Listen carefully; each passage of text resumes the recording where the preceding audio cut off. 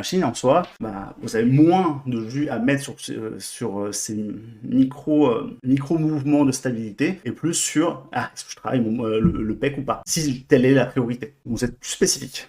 Un travail en unilatéral, car oui, même chose, même logique. Je travaille un pec puis l'autre. Allez, on se remet en face full, on va rester sur les pecs. Je travaille un pec puis ensuite l'autre. Eh bien, c'est plus de jus concentré sur l'un puis sur l'autre que si je fais les deux de manière bilatérale, donc en même temps. D'accord. Même chose sur butterfly, je peux faire les deux.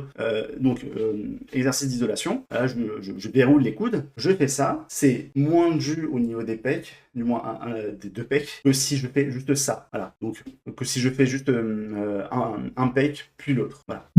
Je sais pas si c'est clair, mais en clair, c'est un peu comme une sorte d'entonnoir, c'est-à-dire que plus vous êtes généraliste dans votre mouvement qui implique le muscle que vous voulez travailler, plus ce sera l'effort sera plus ou moins réparti entre les différents muscles sollicités.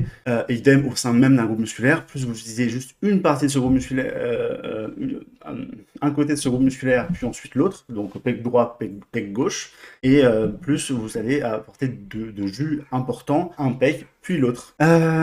La fameuse connexion cerveau-muscle, alors bon, ça rajoute un petit peu, c'est pas magique, c'est clairement essayer de se concentrer, essayer de visualiser et donc utiliser un minimum les articulations ou muscles parasites. Donc là, que ce soit vraiment quelque chose qui vienne soit un effort du muscle qu'on cherche à viser. Quand je fais mon butterfly, on va dire en unilatéral, maintenant j'ai compris, j'ai fait l'addition de tout ça, eh bien je fais en sorte de plus me concentrer à travailler le muscle, ça aide un petit peu, c'est aussi un exercice de proprioception assez intéressante, et ça aide aussi à augmenter un petit peu, je pense pas que ça soit super significatif, mais les autres unités motrices, moi ça m'emmerde, je ne le fais pas. Une musique motivante, ça va de soi, des amis pouvant vous motiver